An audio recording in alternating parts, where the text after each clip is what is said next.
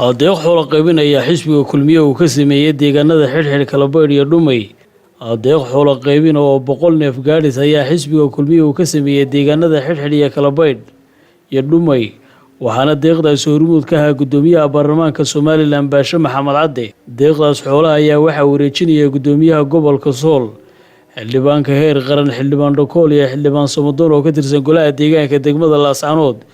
iyo xubnaha guddida ololaha xisbiga kulmiye ee gobolka Sool waxaana deeqdaasi lagu wareejiyay mas'uuliyiinta xisbiga kulmiye ee degmooyinka kala baydh iyo xirxir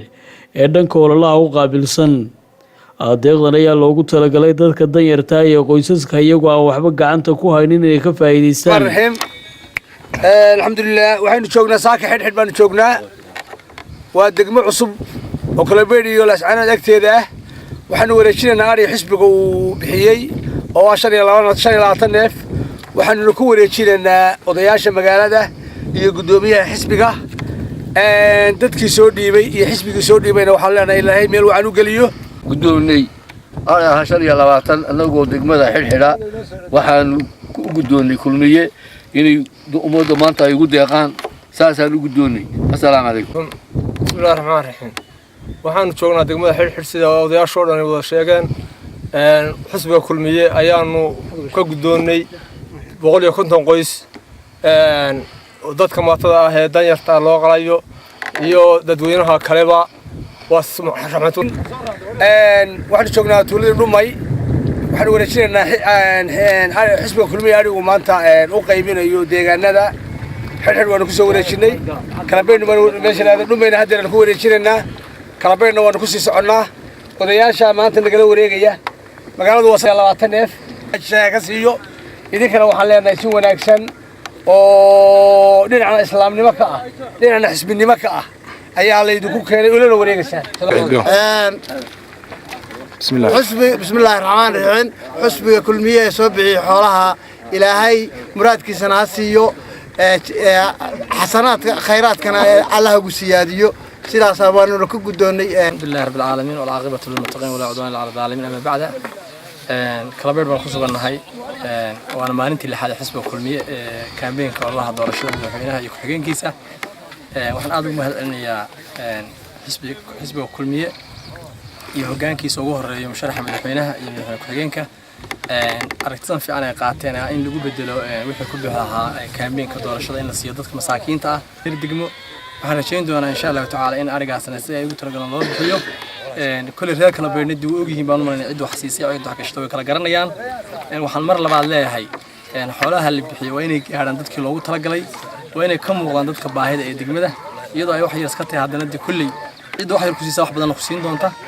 السلام عليكم ورحمة الله وبركاته. halkan waxa ilaah baa mahad iska leh halkan gudoomiyaha xisbiga musharaxa madaxweynaha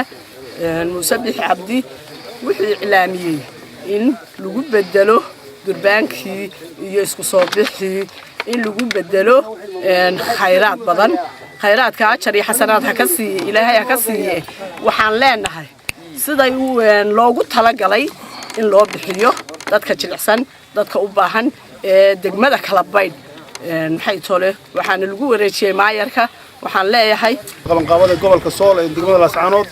waxaanu halka u nimid inaan ku wareejino 30 neef oo ariya dadka baahan ama dadka tamarta reer kala baydh iyadoo ay qaybin doonaan ama aan ku sii wareejin doono guddida qabanqaabada ee xisbiga kulmiye degmada Laascaanood wabillahi tawfiiq baydh gobolka Sool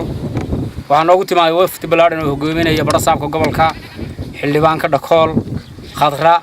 iyo xubno kamid ah guddida kaambeynka gobolka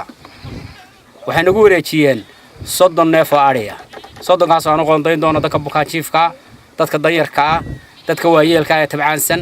marka waxaanu kala wareegnay 30 neef oo ariya anna waxaan ku wareejinayaa guddida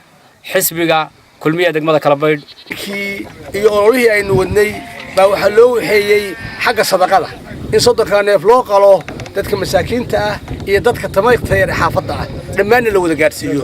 sida la ajligeed guddi gobolka ka timi oo ah khadra iyo xildhibaan aadan iyo oday sakariye iyo shaakir afarta xubnood iyo waxaanu ku wareejinaynaa annagu iyo ninka la yiraahdo maayarka iyo guddidii qabanqaabada ee degmada intaasaan ku wareejinaynaa sida ay u qaybinayaan iyo qaabka ay u qaybinayaanna iyagaa mas-uuliyaddooda qaadaya isbitaalka waa siinayna dad jilicsan dad dhimirka ah intaba waa u qaybinaynaa haddii alla idmo waana soo dhaweynaynaa wafdiga nooga timi gobolka ee uu ka mid yahay xildhibaanka badhasaabka wareegnay xildhibaanka iyo badhasaabka 30 neef oo adhi oo xisbiga kulmiye ugu talagalay dadka danyarta ah ee jilicsan ee reer Kalabaydh inay maanta ku qadeeyaan waxaanu insha Allah ballan qaadanaynaa inay gaaraan dadkaas oo sida loo kala jilicsan yahay reer Kalabaydh ahaan bal aanu u gaarsiino